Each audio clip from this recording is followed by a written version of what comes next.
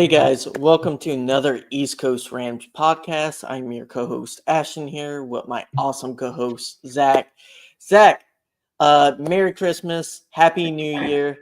All the holidays going on, and the Rams brought you some presents a little early and a little late, and potentially a playoff berth. How are you doing? Hey, I'm doing great. Sitting here currently, we're live watching the Commanders Falcons game, Yep. which is really our kind of, I would say our final ticket, but really, really our final ticket into clinching the NFC West prior Mhm. to Week 18 against the Seahawks. So, other than that, doing pretty good. How are you? Mhm. Doing great, and thank you, Kevin. While you guys are live, or while we are live streaming, feel free to comment down. We'll include you guys in the conversation. And if you're watching this on YouTube afterwards, please like and subscribe. Definitely helps us get out into the ether. And talking about getting out into the ether, Zach, let's just kind of get into this ugly game, another ugly game, being led out there by, Michael Vick, or what we thought would be Michael Vick a little bit, Matthew Stafford. Let's just open up with the offense. Another game where they only really score a single touchdown, Zach. What is going on with this offense? They're just not having a whole lot of time on the field. Obviously, when they're on the field, they are stinking. I mean, let's just be frank. The offense Yeah. has not been great. Obviously, 2 weeks ago we could complain about, or we could say that it was the rain. It was heavily pouring down rain. The field was slippery. Obviously, throws were going to be mishandled. Then you go to last week. You go to the Jets in New York, and you're like, well, it's cold weather. It's like 15, 19 degrees, cold weather. Um, but you come to this week, it's SoFi Stadium. You're going up against the Arizona Cardinals, who have not been good in the second half of the season. And Mm. your defense plays lights out. Let's be frank right there. Defense has been playing lights out. They've been consistent week over week. Kudos to them. But if you look on the offensive side of the ball, there are some struggles there. And I don't know if it's poor reads. I don't know if it's poor execution on whose fault it is. But this Rams offense needs to figure themselves out really, really fast. hmm And what do you think stems from that? I feel like there's a common thread with the fact that when Robinstein isn't on the field, we really, really struggle offensively, especially the run the ball. I feel like we don't get a lot of push in that right side when we go back the pass block. I mean, No Boom, we can talk about No Boom, how he's just routinely getting He- cooked. I mean, between yeah, I him and mean, Hunter Long, the amount of penalties, man. yeah, I think both of them combined had 4 or 5 penalties themselves. I believe Joe Noteboom had 3 on himself on holding calls, which kudos to the Rams offensive line for not having a sack, but because of that, I think the holding kind of saved the sack, if you will. Yeah. So you'll see, but yeah, having Havenstein back really is going to be crucial into depending on how the outcome goes over this weekend into week 18 into the playoffs. Having a solid offensive line, and that starts by having both ends protected. And Lark Jackson has been doing a really good job at his side, but Joe Noteboom, I'm not really sure why Joe Noteboom over Warren McClendon got the spot, and not sure why there was not a switch similar during the game. But I mean, when it comes down to it, yes, he had those penalties. The offense just wasn't playing as efficiently. Cooper Cup, or not Cooper Cup, Puka Nakua had another really good game, over 100 Yeah. yards. Kyron Williams, not as successful on the ground, but he did get that one TD, 53 yards, and his one TD. But in the end of the day, like, we got to figure something out. What are your thoughts? What do you Mhm. think things are really stemming from? You think it's the offensive So line? Do you think it's Stafford? it's a mix of a lot of things. I'll give the Cardinals some credit because that's a part of it. I feel like we went against three D lines back to back that are very underrated and very good, especially when it comes to run blocking, especially this week. I feel like the Cardinals just know something about a running scheme that helps limit the explosiveness. And then a lot, especially this year, our pass has most of the time built off of our run game. And there's been a few opposite occasions where our kind of pass game builds up our run game. So for most part, this was a game where that opposite was going to have to be true, that our passing opens up the run game. And for the most part, Cup was struggling to get open. I feel like that's something we should talk about. Cup kind of looked like maybe he has a nagging injury we don't know about. That's always something this time of year that people play through stuff and you don't know. And you can kind of tell eye wise, like he's not playing 100% like he used to. Could be getting old. I mean, Yeah, I mean, let's talk about that snap count for just a second. Sorry to interrupt you, yeah, but let's talk about the snap yeah, cap. I mean, you have Puka Nakua. He was in there for 54 of the 57 offensive snaps, 95%. Cooper Kupp was only in there for 48, dropping down to 84%, yeah. which I think is a problem. The other thing that I think is a problem is not utilizing the weapons that you have on the field. Obviously, Demarcus Robinson, he's been pretty steady, but you're not using players like Tutu Atwell to get yourself some more leverages. He was on the field for 9 snaps of the offense on the offensive snaps. He needs more deep targets. We need to get out of we need to try to get out of this, 5-10 yard or 8 yard gain and really try some deep shots. We haven't seen deep shots from Stafford in really quite a while. I know we had a couple yesterday. Cooper Kupp had a really nice, deep catch, but and a deep target as well. But we need to see a little bit more of a deep threat shot from Stafford, and that's what I want to see moving forward. Mm. I mean, it depends the situation and the game, and I feel like the Cardinals that game, they were just very sound on the defensive front, and their secondary, like you got Buda Baker is a great safety, so I give them credit there that they were kind of bottling up a lot of our downfield options. I felt like we struggled in the middle of the field. We really did. We needed like Cup or Tutu or even Whittington to get some more snaps there. Not Cup get more snaps, but at least like Tutu or Yeah, Whittington to try I to mean get Whittington open. Whittington was only in for 9 snaps, and a lot of those times he was in the fullback position trying to help But the yeah, run game out a little bit more. And then you have Higbee again. Like I think he had more of a role this season or this game with 17 offensive snaps, but I think he needs to be outperforming Parkinson. He needs to be out there. He needs to be the heavy hand now. Now that he's back, I know that we're trying to manage him because he's just now coming back. But again, if the Rams want to be competitive in the postseason, they want to try to make mhm. that run. Higbee's going to have to be a more of a vital point to this offense. We need to get Yeah. all the You offensive weapons ready to go. do you remember that one interception that Stafford tried to throw, a potential interception he tried to throw to Parkinson? Do you think that was more on Parkinson or more on Stafford? Because Stafford was off this game. I'll say You that talking he about the was deep definitely. shot? It was a 15-yard pass in the red zone. Oh, okay, okay.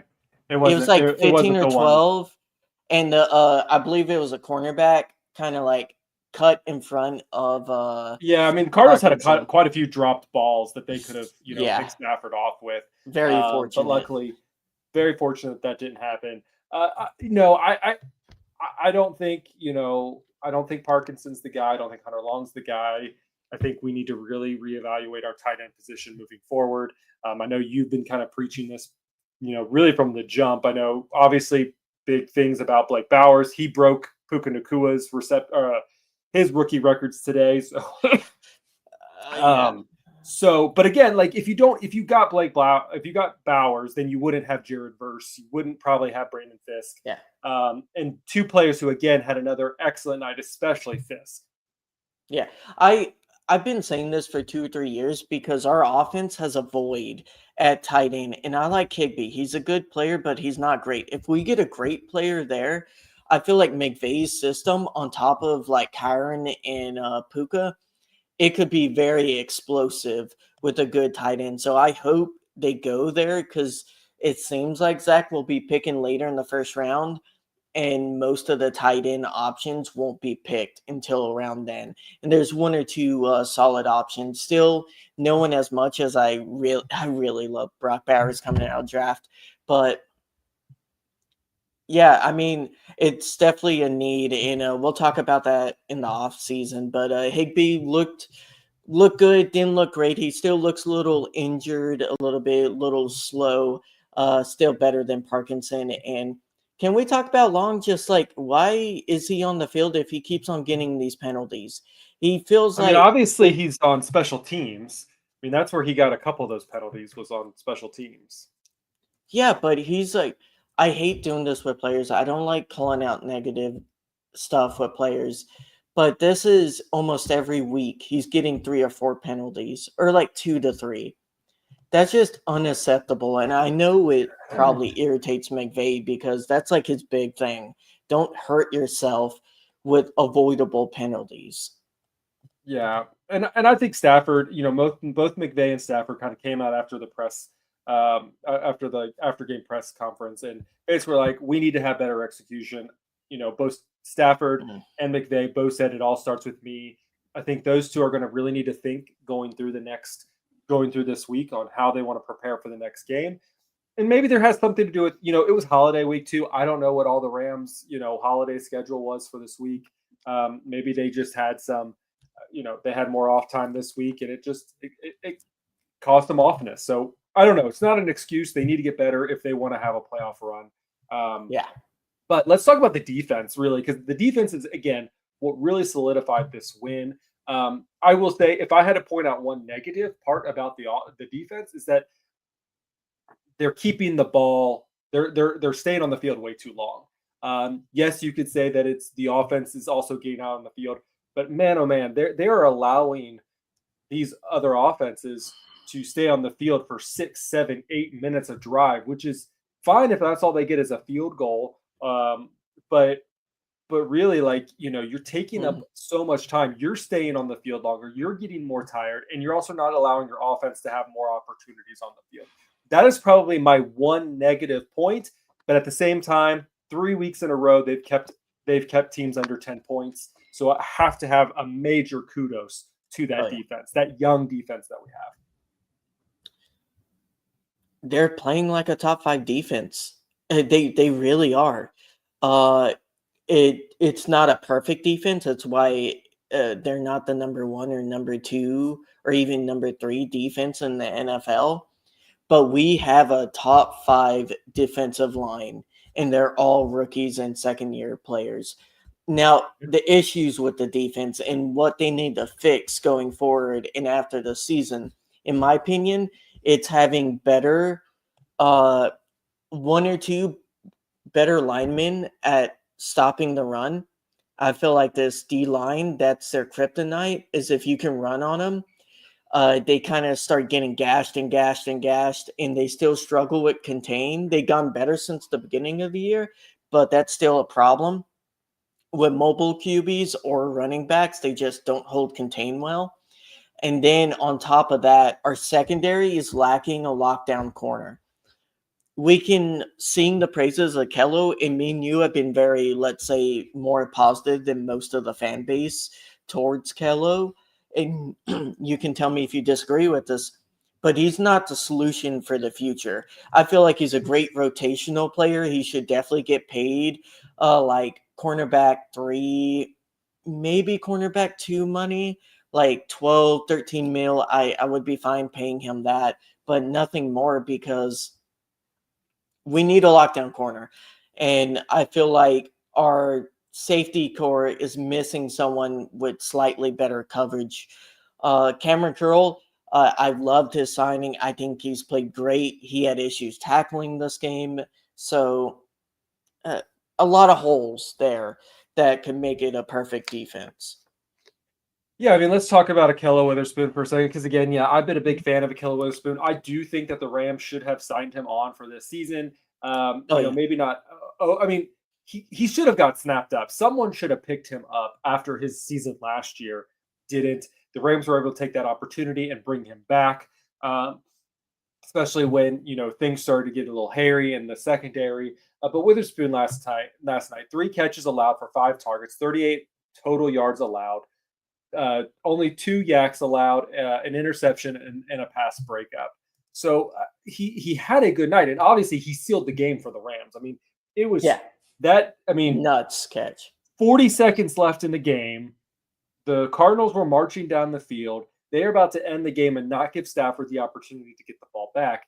And yet, if it wasn't for the pressure, again, the defensive pressure that was forcing Murray to throw the ball sooner than McBride wanted to, bounced off McBride's head, and Akella went in for the great catch. And so, like, I know people want to.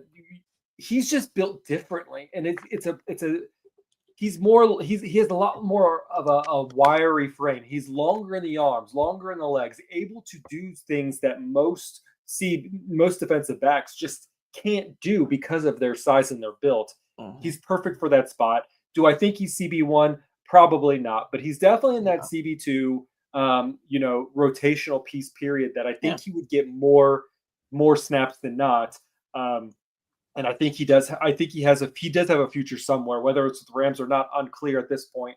Because we still have a lot of players. But again, this is the second week in a row where we think Kobe Durant is healthy enough to play, but he is benched over Akella Witherspoon. On the plus side, though, Akella Witherspoon has earned that spot and has been playing well at that spot. Mm-hmm. Yeah, I mean, I think he would be a great cornerback 3, a good cornerback 2, just not elite enough that we need. So that's something we need to work on. This defense struggles between the 30s. And I think that's very clear. They have given up yards the entire season. People really, especially with good tight ends, move relatively easily. I mean, the Cardinals, all they did was screens and then tight end passes to move between the 30s. The biggest thing with that is, I can tell is, like I said, add some D linemen that are really good at stopping the run, and then probably another linebacker. Do you want to talk about linebackers from this game? Because Spates, it was a spotty game for them. Run defense wise, I felt like we did a good job bottling up their run. They kept on letting people leak for a lot of 5, 10, 15-yard passes, especially their tight end.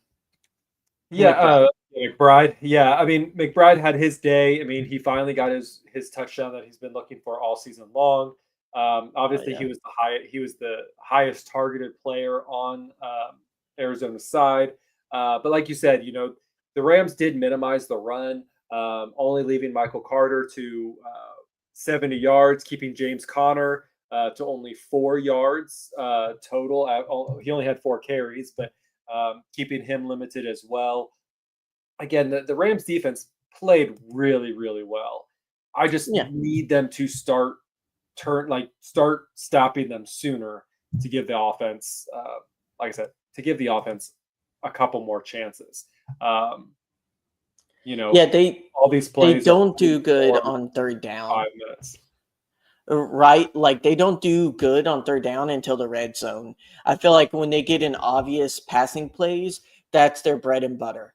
That's when you can kind of see Fisk verse in all of them that start to go to town, turn like Kobe. So, I mean, 4 sacks? 4 sacks yesterday? Let's see. Yes, 4 sacks. Byron Young got 1. Brandon Fisk got 2. Kobe Turner got 1. I think now Fisk now leads the Rams in sacks. It was kind of a back and forth between all 3 of them all night, but I think he now leads them with 8, and the other 2 have 7. So big gains by Fisk. But again, a lot of that pressure comes from Jared Verse, who again had even though he didn't get a sack, pressured the hell out of Murray and made him scramble. They kept Murray pretty contained. He did have 32 yards, but they contained him enough to, whether it was a sack or whatever, it was a much better game this time around than the previous. And it comes back to, again, what we've been talking about is verse at the beginning of the season, he was fast, but he was sloppy in the fact that he would be too fast. He seemed more in control of his speed, understanding where he Mhm. needed to go, not so much slipping past the running back, but staying with, or the quarterback, staying with the quarterback.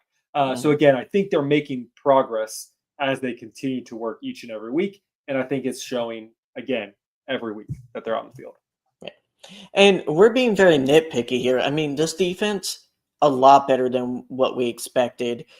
We expected them to be young, feisty, but for the most part, like 15, 10. But congratulations them. They have really carried the load. They are the reason this team has 10 wins. Because the offense, Zach, only has showed up 2 games the entire season. And I Yep. really hope this kind of groove, lack of a groove that they are in, they kind of get out of it. It- we can talk about playoff picture and should we start people next week if we make the playoffs before then or not. But I feel like for the fact that they've just been so off the entire year, I almost think we should start our starters for at least a quarter or two to see if they can get something going. Because my confidence in this offense right now is not very high, and I feel like part of it is Stafford has played off the last 2 or 3 weeks. Yes, weather being a factor, but even then, with bad weather, it was a particularly atrocious play, even for bad weather games. And especially this game being at SoFi, he was just missing wide open people, not a lot of pressure. Uh, so that's just something they got to prove to me, or defense can only take you so far in the playoffs, especially against a team like the Eagles or Lions. Yeah, it's going to be challenging. Them going forward. But again, like they have the pieces in place. I mean, you have Matthew Yep. Stafford who can make the good throws. He can read defenses, things like that. You have Puka Nakua, who obviously is wide receiver one now, super Mr. Reliable. You have Cooper Cup, which yes, he's kind of fallen down a little bit, but I think some of it comes to a couple of bad misreads by Stafford. On the first drive, he threw it behind Cup. Like he threw it too short as Cup was still trying to run towards the edge of the field. And so, I think that was a bad play by Stafford, not a bad run, not a bad, you know, Route. execution by Yeah. bad route by Cup. Cup. Um so yeah, I don't know. It's going to be interesting to see how this week goes. Mm. Obviously the Commanders have to win this one. They're trying to play for a playoff spot. Um, so So are we the really need Falcons. to. So are the Falcons as well. So they both have Yeah. something to do. Um, right now, it's in the second quarter, tied 7-7. 7-7. So Yeah, and let's just talk about like Stafford for a second, because, or more, a little bit more, because Stafford, we've said this many times, he's a streaky quarterback. Especially when it comes to like when he gets cold, he gets really cold. And the question is, how do you get him hot, and how do you get that triggered? And I just hope it happens before wild card weekend. It looks like if everything plays out somewhat how it is right now, we would be playing the Packers. Now, I'm not going to say who would be the easiest person to play or not. We did that game last year, Zach, and it turned out we thought the lines looked the worst going into the wild card weekend, and everyone else didn't. And it was the opposite. Lions played the best, and our game was the best wild card game. And like everyone else, the Eagles imploded, and then like I forgot who else, but you had like two, Cowboys. yeah, the Cowboys and just Eagles imploded, and we thought they would be a lot harder than Lions. So you just really never know. You just want to show up, and hopefully the offense and defense can be on the same page for one game. We Yeah, I mean, still haven't had that magical game. you go look at all of the games that we have faced, and we have been close, pretty much within one score to most of them. You look at the Lions, the first game, we lost in overtime, um, you know, by a touchdown because we didn't get a chance with the ball. I think that was if Yeah. I remember correctly. Um, you look down the line. I mean, outside of the Cardinals game, which was a big blowout, all of these games are within one score games. Well, So we are Eagles. we are just and the Eagles too. We are just playing to this. It feels like we're just playing to the same level of our competition each and every week. You look at the 49ers and how much they've struggled because they're unhealthy. Yeah, we're playing the same level with our healthy characters. But then you look the week before, you got the electric Bills offense, and we're playing toe to toe, and we beat them.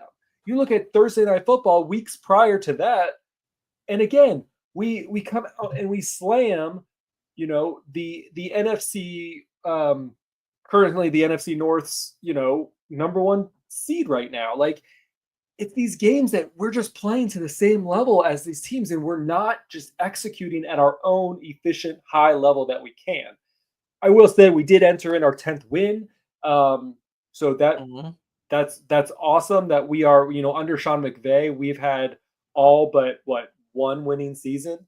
Um, and then two of those seasons are only 6 of those 8 seasons we've had more than 10 wins. So Yeah. McVay has done something with this team. We just know that they can play at a better level than what they have been playing with. They have the pieces.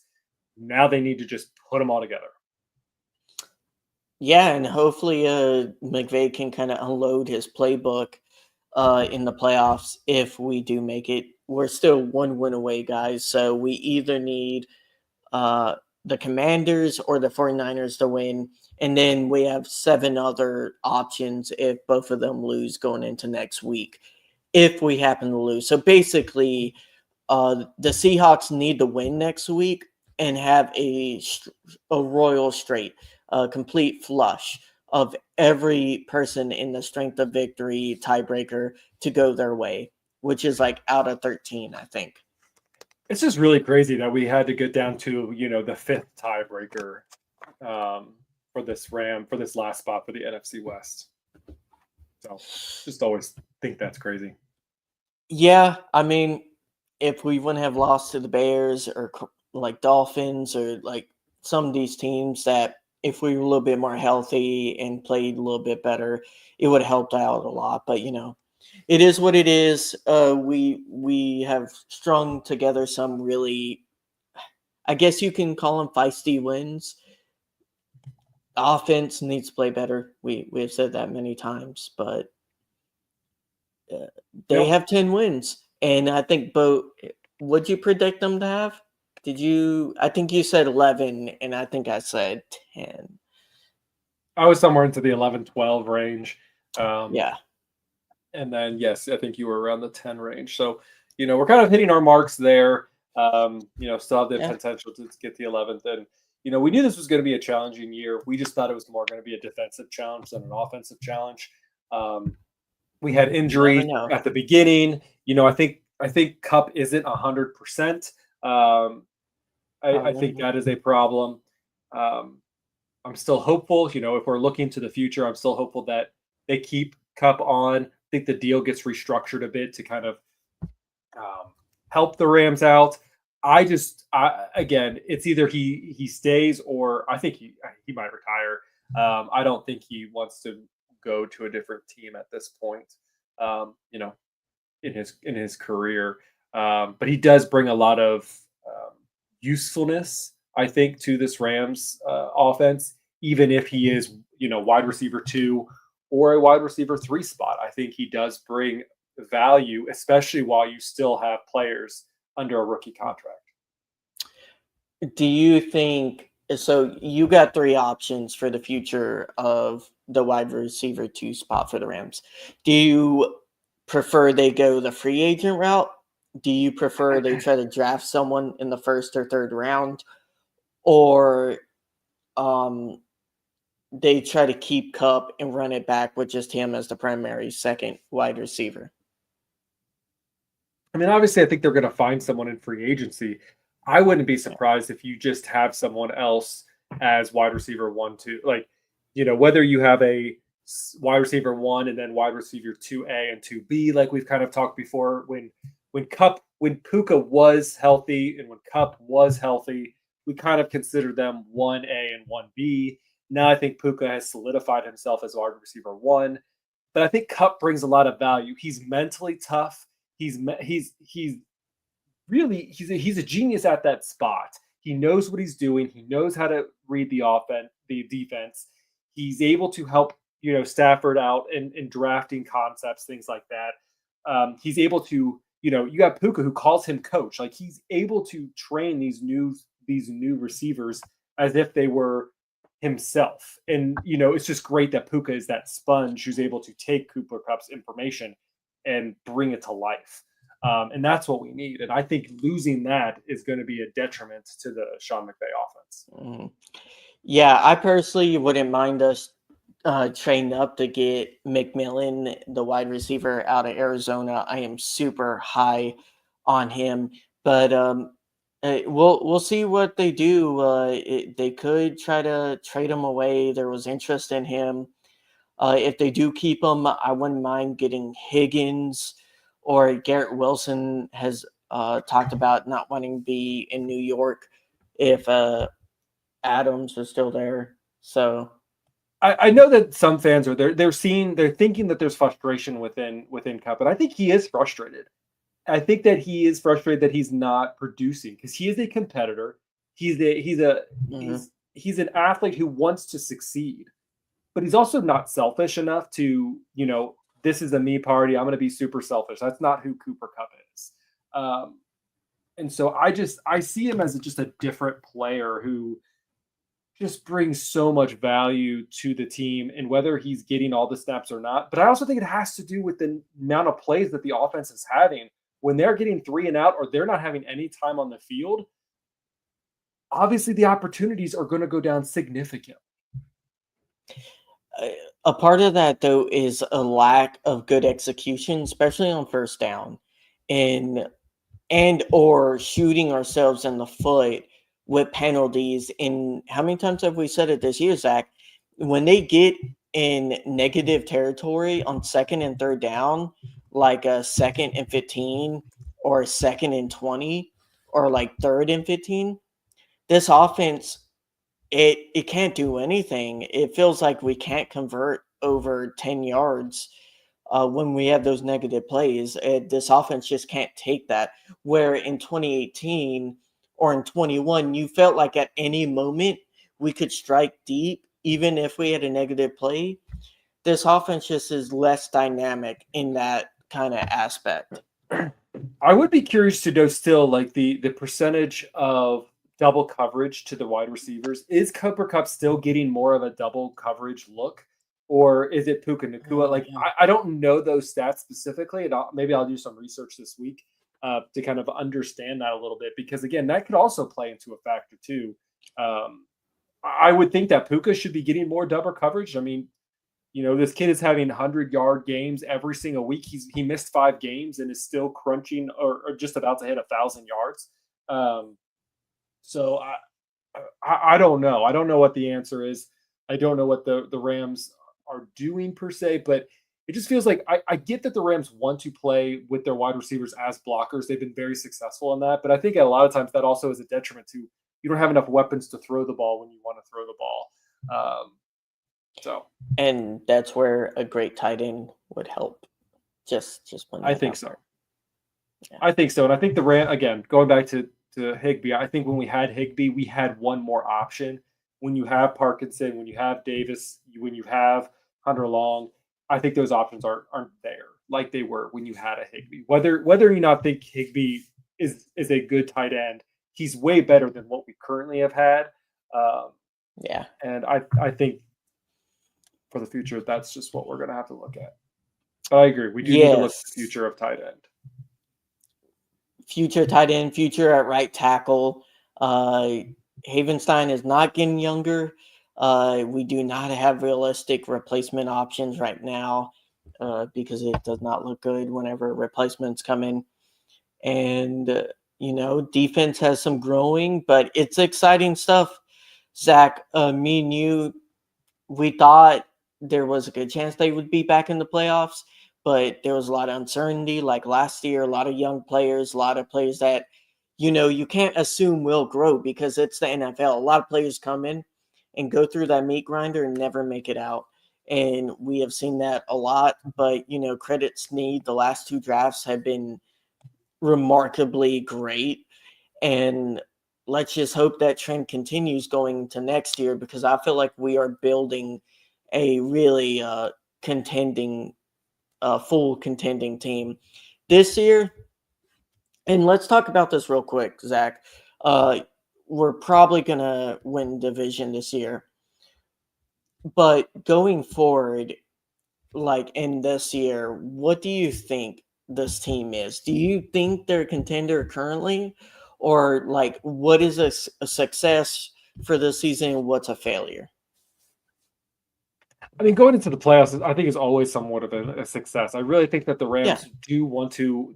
I think that they have the talent to really go as far as they want to go to get to the Super Bowl. It is a long shot. There's a lot of work that has to go into it. They have to be more consistent on offense. But when you see that they can stand toe to toe, I mean, even though they did lose to the Lions the first week, they were close in that game. You look at the Vikings, they beat the Vikings. You look at the Bills, they beat the Bills. Obviously, they lost to the Eagles, but the Eagles are an interesting team right now with not having Hurts in the building. But it's it's going to take a lot for them to get far. I think it's successful for them is to at least getting to winning one playoff game, Yeah, to make it a division. super successful game. Um, but I, I just want to see them play good football moving forward. You want a comp of a team that I think they're similar to Sure. historically? The Garoppolo 49er teams from like 2 or 3 years ago, where they aren't offensive juggernauts, they're defensive juggernauts. But at the end of the season, they find ways to win. They get in the dance, and these would be what, the sixth, fifth seed. Sometimes they won the division with Garoppolo, and then they would just string together playoff wins, and they made it to the NFC Championship multiple years in a row. Of course, they only went once, but that's where we have the benefit of having a better quarterback. At least Stafford historically has been better than Jimmy G on those teams. So maybe this Rams team can kind of follow that blueprint of those kind of defensive minded 49er teams with Jimmy G at the helm. I know some Ram fans are gonna like get upset at that, but this is we've been a defensively driven team the last month It's all right. We have outside the Jimmy G on Bills our game. team now, so Jimmy G can tell you what they did wrong. All right. Well, Yeah, I think we're going to wrap it up with this week. We are going to be eagerly watching this Falcons Commanders game as we wrap this up. The Falcons did take the lead 14-7 with 2 minutes left, a little over 2 minutes left in the first half. Really hoping that the Commanders can get things done. Obviously, we do not want to rely on the 49ers at all to win against the Lions tomorrow night. But if not, again, Rams could still win against the Seahawks, and then obviously, would you say 7 different outcomes that would have to go in the Seahawks' favor for them to win? So yeah. But Ashton, anything else you want to say before we wrap it up? no. It looks like we should be going to the playoffs. Sad we wanted to come on this podcast and be like, we won the NFC West, but hasn't happened yet. Can't count your chickens until they hatch. Just super thrilled for this team. They have fought through so much stuff, and personally, I wish it was a little bit more watchable offensively, but they have still played fantastic, especially on defense. And I'm proud of a lot of these players because a lot of people counted them out, right? And Yeah, I a mean, lot one of in four difficult going decisions. being Yeah. 1-4 and then going 10-6, it's something to be proud of. It's something that this team Yeah. should be proud of. And as fans, we should all be boosting this team up and not, immediately when the panic button happens, just remember this is the Rams. They can always come back and they can always succeed. Um, so in McVay we trust, and that's what we're going to keep on doing each and every week. Again, you can find us on all the social media platforms. You can find us on X at East Coast Rams. You can find us on Instagram at East Coast Rams Pod, on Threads at East Coast Rams Pod. And you can also search for us at East Coast Rams on Blue Sky. If you're watching us on YouTube, please subscribe, like. If you're listening to the podcast, go to youtube.com/at East Coast Rams and hit the subscribe button. We want to keep growing this channel as much as we possibly can. We appreciate everyone who comes each and every week to listen, either live or on demand, and everyone who interacts us with social media. I mean, I had so much fun yesterday just getting to interact with so many fans, whether you're at the stadium or not at the stadium, around the country, around the world, just getting to interact with you guys via the social media platforms. It's been fun. Kudos to everyone who showed up to SoFi Stadium. Truly made that a home field advantage for the Rams. It was loud. I could hear it from my living room here in Indianapolis. So I'm really pumped that you guys came out. I hope you guys will continue to come out in strong numbers, especially this week in SoFi Stadium against the Seattle Seahawks. I am Zach. That is Ashton, and we will see you guys next time.